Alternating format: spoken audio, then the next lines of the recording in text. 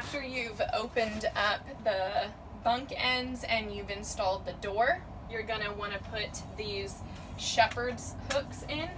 I have them out all the way to the full extension here.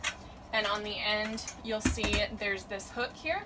So that's gonna go into this hole down at the very end of the bunk.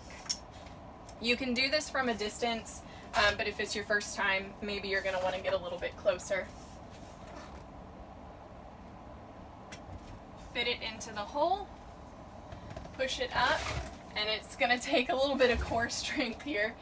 You're gonna push it in, push these buttons in, and get it into this hole here, and put this metal piece between the two buttons.